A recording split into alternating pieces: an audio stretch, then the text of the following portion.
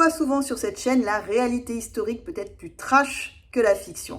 Armand Lambert ne nous dira pas le contraire. En 1912, il veut arnaquer le destin et la claque divine fut à la hauteur du geste. Alors, comment une simple arnaque peut tourner au drame à Lourdes? On voit ça tout de suite.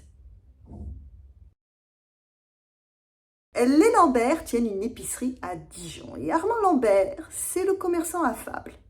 Tu sais, le genre à forcer l'amabilité pour te vendre quelque chose même s'il t'aime pas. Céleste Lambert, c'est la bonne épouse qui tient le foyer tout en travaillant avec son mari. Des gens respectables, appréciés de leurs voisins. Sauf qu'à l'abri des murs de leur maison, le soir, les Lambert préparent une escroquerie à l'assurance. Enfin, une idée d'Armand. Il caresse un double rêve. S'agrandir en achetant la fromagerie juste à côté de l'épicerie et déménager dans le Midi. Une escroquerie à l'assurance leur donnerait une forte somme qui permettrait d'accélérer les choses. Armand n'aurait qu'à simuler une chute handicapante, aller emballer ses pesées, sauf que Céleste, elle n'est pas très chaude. Et si tu te fais vraiment mal, et si l'assurance découvre tout, Armand balaie ses objections du revers de la main. Il suffit juste d'attendre le bon moment, qui ne tarde pas.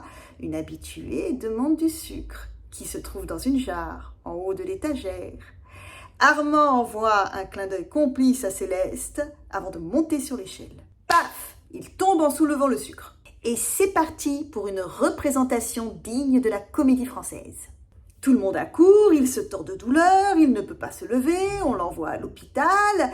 Les médecins sont bien embêtés. Physiquement, Monsieur Lambert n'a rien, mais alors rien du tout, sauf qu'il n'arrive pas à marcher. Il diagnostique donc une paralysie nerveuse aux grandes dames de l'assurance qui va devoir payer la somme de 100 000 francs de l'époque. Bon, on n'est pas très fort en calcul sur cette chaîne, même si on est écossais, mais grosso modo, c'est une très très forte somme. Le plan a fonctionné à merveille. Un an plus tard, les Lambert se sont agrandis et l'épicerie reçoit un flux ininterrompu de clients. Ah oui, l'histoire tragique a fait le tour de la ville. Émus, les Dijonnais viennent soutenir à leur manière ce commerçant sans histoire. Sauf que c'est Céleste qui bosse pour deux. Tu connais l'exploitation de la femme par l'homme? Ben voilà. Armand Lambert est sur une chaise roulante toute la journée. Qu'est-ce que tu veux qu'il fasse? Et il est pénible avec Céleste en plus. Éreintée, elle doit écouter ses plaintes et ses jérémiades tous les soirs. Dès qu'il peut marcher. J'en ai assez, je veux me lever, je veux enfin marcher au grand jour, j'en peux plus. Rester assis toute la journée, c'est pas simple. En plus, il a mal fait ses calculs. Ils doivent encore attendre 3 ans avant de pouvoir descendre dans le sud. Céleste le supplie de tenir. Si on les attrape, il ira en prison. Ils seront déshonorés, ils fermeront boutique. Il ne veut rien entendre. Et là, Céleste a une idée. Idée qu'elle balaye tout de suite du revers de la main parce que trop irrévérencieuse. Armand insiste. Le 13 août 1913, voici les Lambert dans un train en train de parler de leur nouveau plan. Un miracle à Lourdes. Il suffirait qu'Armand plonge dans la piscine et se mette à marcher. L'handicap étant nerveux, eh bien, ce sera encore plus simple. Les incrédules penseront à un effet placebo. Et les croyants, ils y verront un miracle. Céleste est gênée, elle a de la religion. Armand, tout excité, a ajouté sa touche personnelle au scénario. Ils iront pour l'Assomption, date hautement symbolique. Armand deviendra célèbre. Ne croyez pas que Lourdes, c'est la cour des miracles, on y fait ce qu'on veut.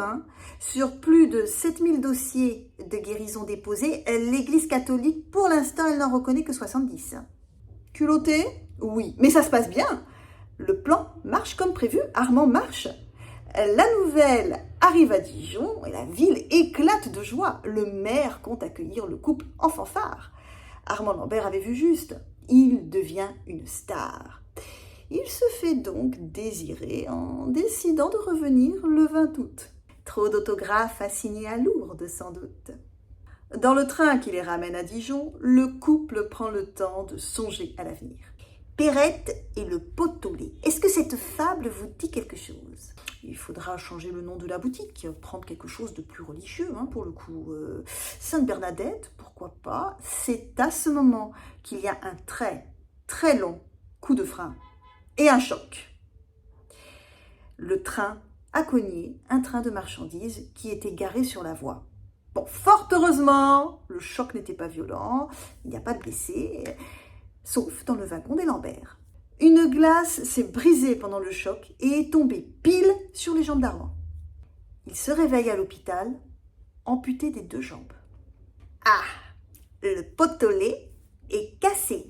Alors, hasard incroyable, karma is a bitch, on ne se moque pas de Dieu, ce que l'homme sème, il moissonnera, appelez ça comme vous voulez. Le résultat est le même. Mais comment il va expliquer ça à Dijon?